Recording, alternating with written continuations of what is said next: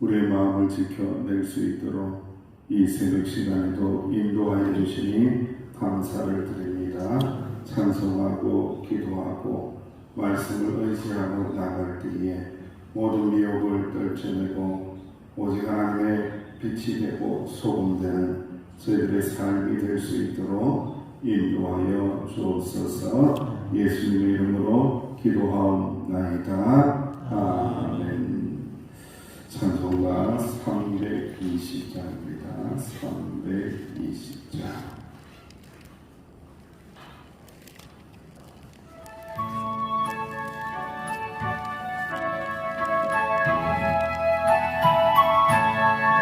나의 죄를 정케 하사 주의 이끌 삼으신 구세주의 넓은 사랑 항상 찬송합니다.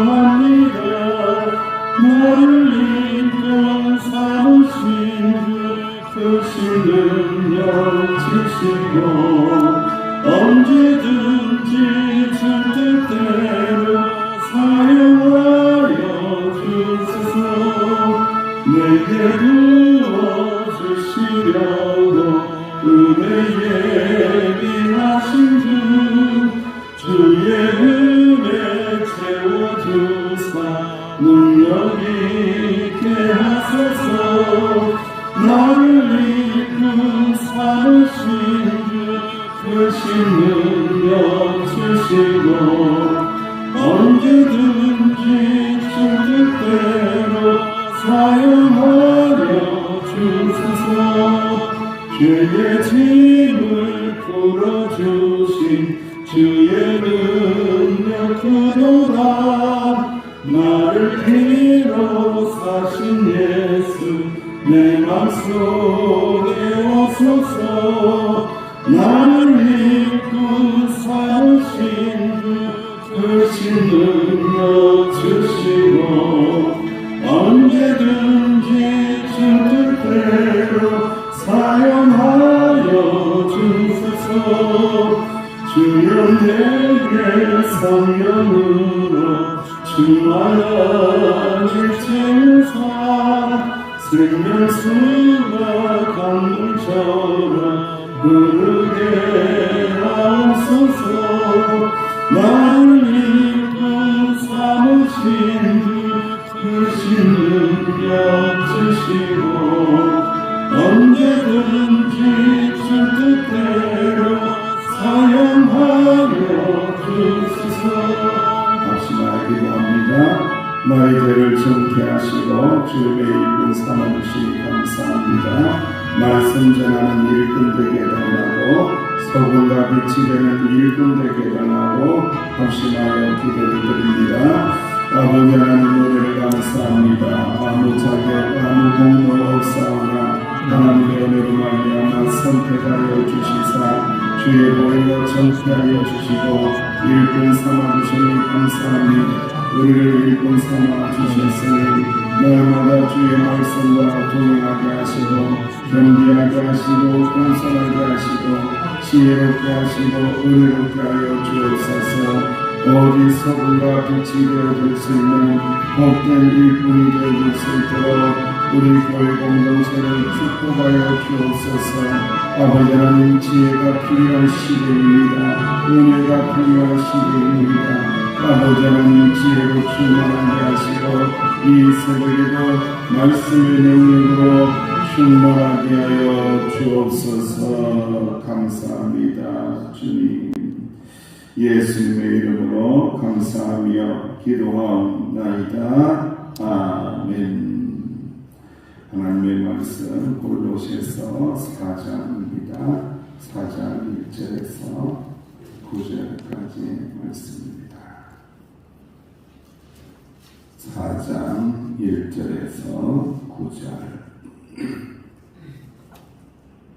시작. 상전들아 의와 공평을 종들에게 베풀지니 너희에게도 하늘의 상전 계심을 알지어다. 기도를 계속하고 기도에 감사함으로 깨어있으라. 또한 우리를 위하여 기도하되 하나님이 전도할 문을 우리에게 열어주사 그리스도의 비밀을 말하게 하신 이를 구하라. 내가 이 일 때문에 매임을 당하였노라. 그리하면 내가 마땅히 할 말로서 이 비밀을 나타내리라. 외인에 대해서는 지혜로 행하여 세월을 아끼라. 너희 말을 항상 은혜 가운데서 소금으로 맛을 낸과 같이 하라. 그리하면 각 사람에게 마땅히 대답할 것을 알리라.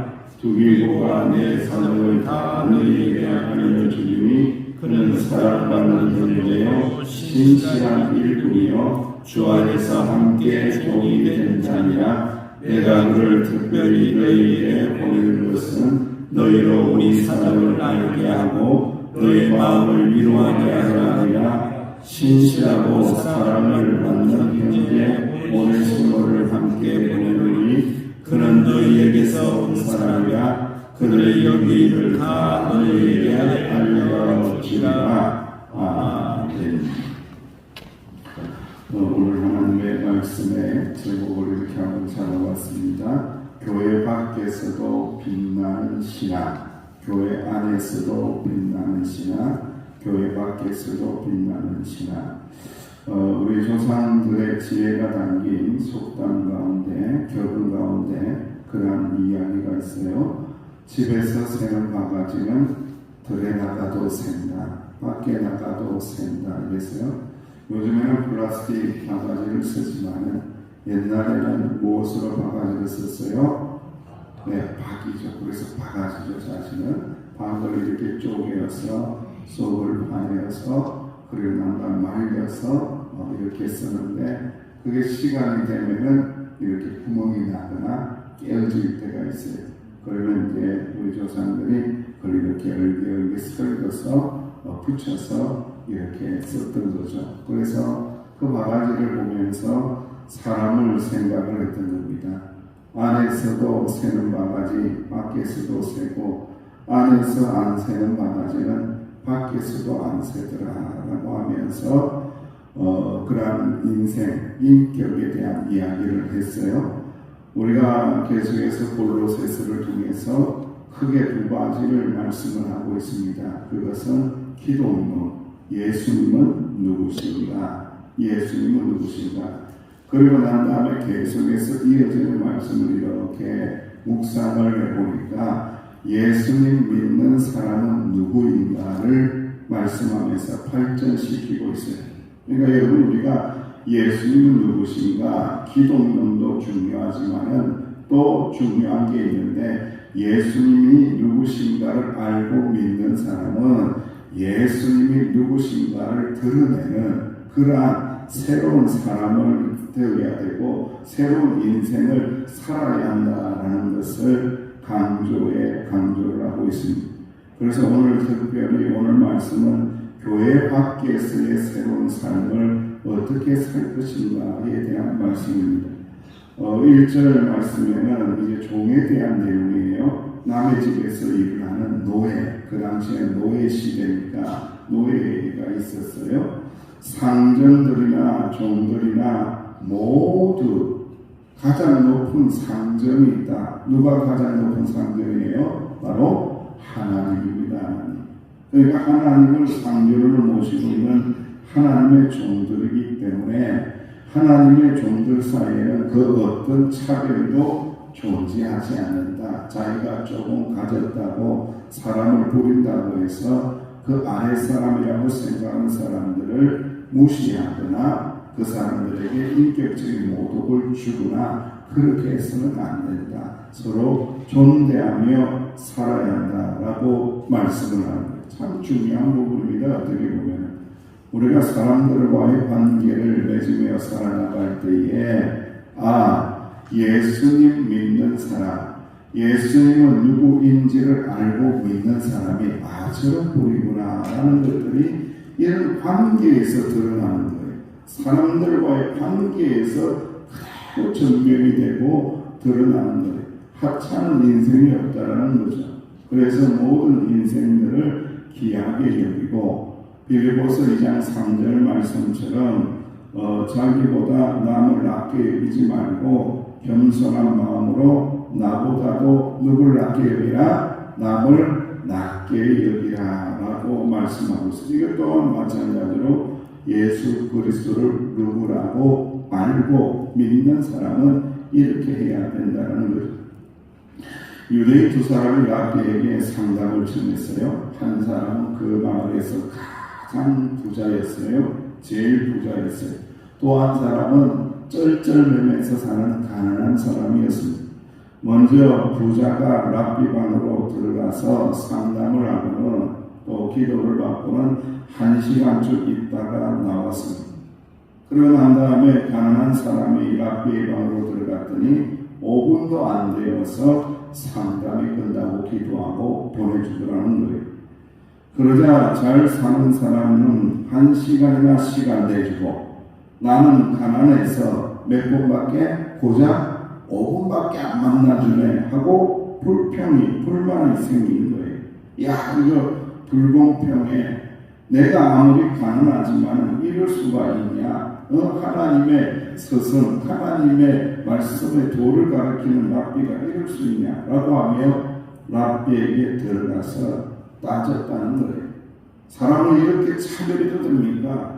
불공평합니다. 어찌 이렇게 합니까? 부자에게는 1시간 동안 이야기 나눠주고 가난한 사람에게는 이렇게 짧게 이야기 나눕니까? 라고 하면서 랍비에게 대들었습니다. 그랬더니 랍비가 이렇게 말했다고 하잖아요. 진정하세요. 고전하세요. 마음을 가라앉히세요. 당신은 자신의 가난함을 너무나 잘 알고 있어요. 그래서 나는 가난한 사람입니다. 도와주세요. 나는 가난한 사람입니다. 하나님 도와달라고 기도해 주세요. 너무나 잘 알고 있다는 거예요. 그런데 그 부자는 자기가 심령이 가난하다는 사실을 알기까지 무려 1시간이나 걸렸다는 거예요. 당신이 아무리 부자라고 할지라도 당신 가난한 사람이다. 당신 마음이 황폐한 사람이다. 라는 것을 가르치는데 몇 시간 걸렸다고요? 1시간이나 걸려서 그렇게 된 겁니다. 라고 한 거죠. 그러니까 랍비는 어떤 사람입니까? 지혜롭고 랍비는 공평한 사람이었다라는 것을 증명하고 있습니다. 그리고 2절에서 4절 말씀은 또 우리가 믿음의 삶을 살 때 안으로 밖으로 드러나는 모습이 있어야 되는데 바로 기도입니다. 기도하는 사람이 되어야 합니다. 우리 2절 말씀 시작. 기도를 계속하고 기도에 감사함으로 깨어있으라. 아멘.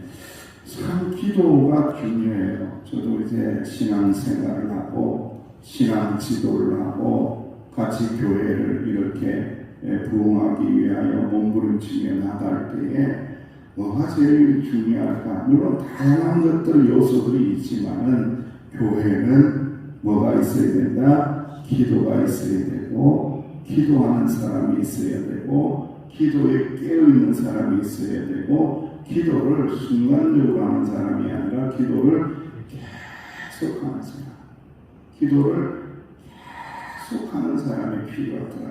짧게 자기가 원할 때 오고 안 원할 때 안 오고 이런 사람 말고 항상 기도를 깨어있어서 자기의 마음이 어떠하든 상황이 어떠하든지 간에 기도를 계속 하는 사람이 있어야 하는 문화를 참 많이 깨달을 때가 많이 있습니다. 기도를 계속하고 그리고 자기 한풀이 기도하는 사람이 아니라 오늘 본문 말씀에도 기도하시기를 어떻게 기도하라? 감사함으로 기도하는 사람이 되어야 된다라는 것을 말씀을 하고 있어요. 자, 그리고 사도 바울이 감옥에 갇혀 있으면서 이 골로새서를 기록했는데 자기를 위하여 기도해달라, 나를 위해서 기도해 주세요 라고 하면서 중보 기도를 요청을 하고 있는데 감옥에서 나 좀 나가게 해줘. 답답해. 너무 답답해. 이 감옥에서 좀 나가게 해줘. 이런 기도를 요청한 것이 아니라 무엇을 요청했어요?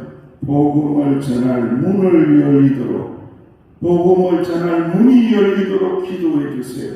복음 전하도록 기도해 주세요. 내가 감옥에 있으나 감옥 밖에 있으나 어디에 있으나 복음 전하도록 복음 전할 수 있도록 이 문을 열어달라고 강력한 기도를 요청을 하고 있는 거죠.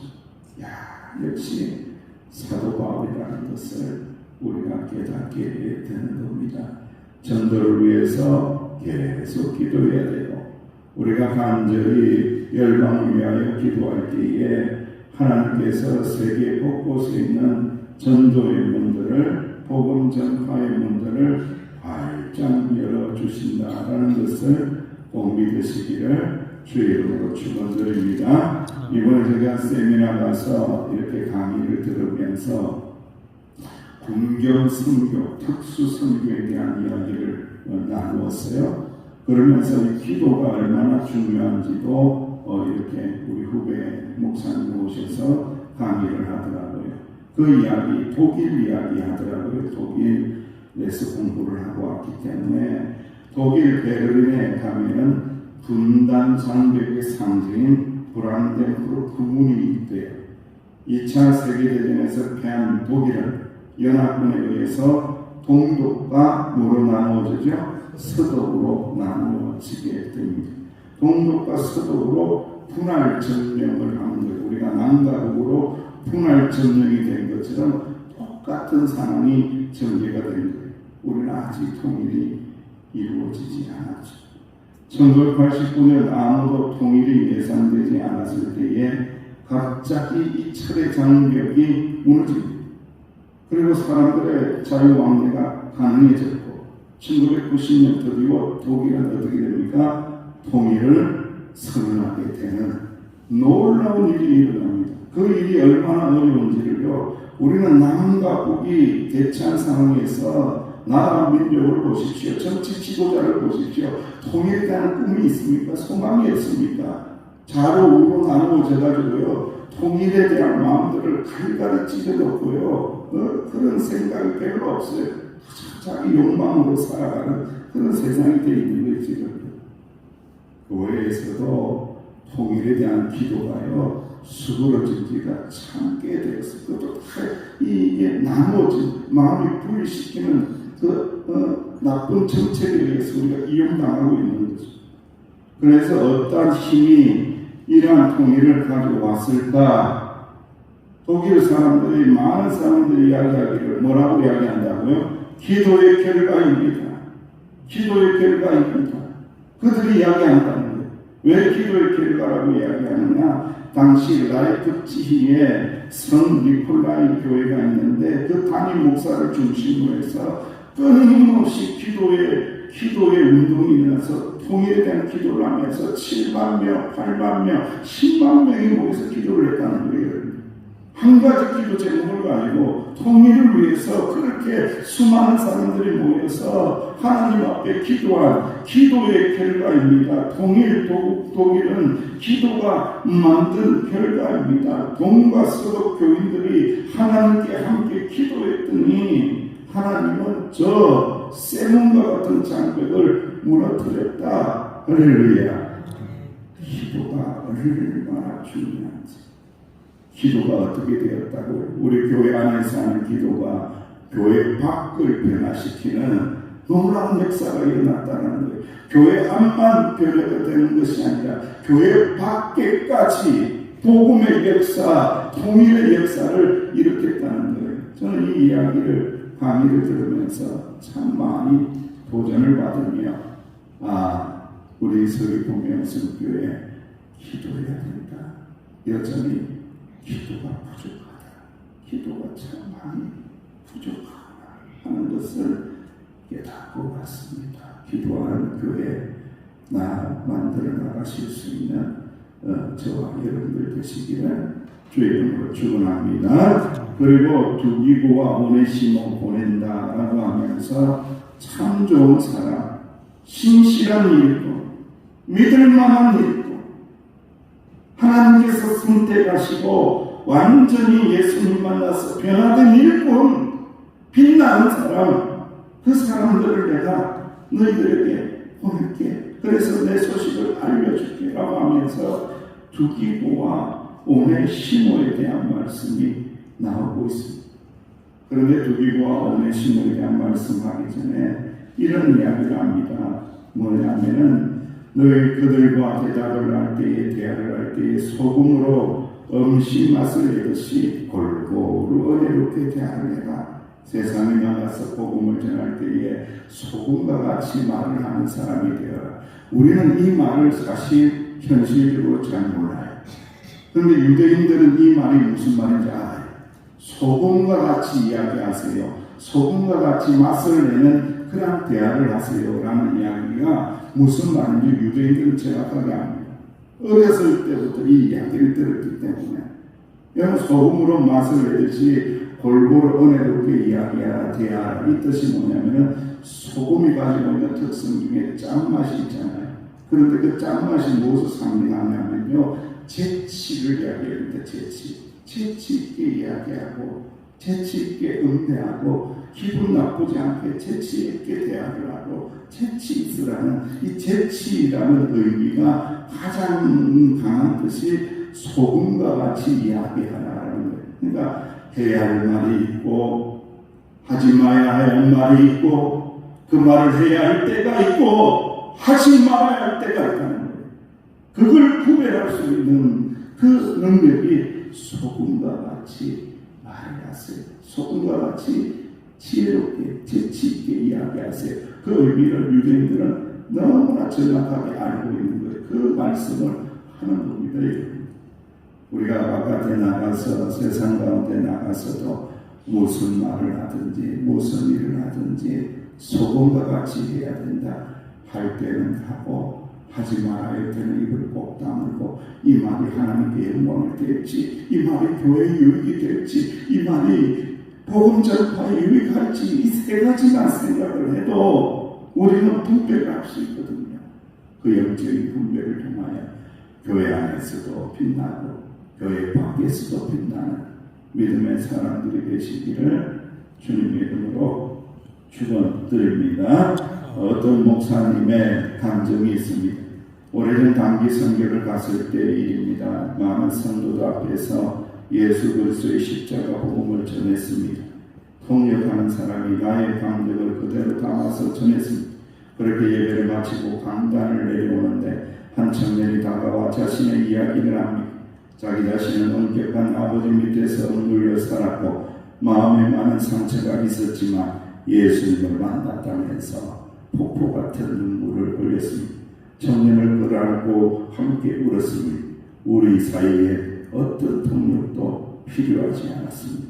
우리는 한 마음이 되고 공감했으며 함께 위로하고 있었기 때문입니다. 아담과 하와가 범죄한 이후로 하늘나라와 인간나라의 언어가 서로 통하지 않게 되었습니다. 하늘의 뜻이 우리에게 선포되고 있어도 알아듣지 못하고 세상의 언어로 하나님께 울부짖었습니다. 이게 얼마나 답답한 상황입니다. 그래서 2000년 전 예수님이 오셨습니다. 못자국난 손으로 낙심의 골짜기에 주저앉아 있는 우리를 안아주셨습니다. 예수님 오늘 우리의 삶의 현장에서 두 팔 벌리고 계십니다. 그저 우리는 안기기만 하면 됩니다. 라는 참 은혜로운 이야기를 결론의 말씀으로 나눕니다. 오늘 하나님의 말씀을 통해서 우리는 안에서 또 빛나고 밖에서도 빛나는 성도가 되어 서로 존대하는 그러한 믿음이 되어야 되고 기도를 깊이 하고 감사함을 깨어있고 그 기도의 능력을 가지며 또 우리 남북한의 복음 통일을 위해서도 기도해야 된다라는 것을 꼭 기억해야 되고 말이 통하는 교회, 말이 통하는 교회, 은혜의 말들이 통하는 교회, 우리 교회 세리고 명석교회 되게 달라 기도하시기를 주의 이름으로 축원합니다. 아버지 하나님 노래를 감사합니다. 이 새벽에 기도하는 사람들을 보내주시니 감사합니다. 깨어있게 하여 주시니 감사합니다. 우리 서귀포명성교회 서로 존중하는 교회, 말이 잘 통하는 교회, 소금과 같이 말이 아름다운 교회가 될 수 있도록 축복하여 주옵소서. 그래 복음을 능력 있게 전할 수 있도록 복 내려 주옵소서. 예수님의 이름으로 간절히 기도하옵나이다. 아멘. 말씀을 붙잡고 기도하며 나아가시기를 바랍니다.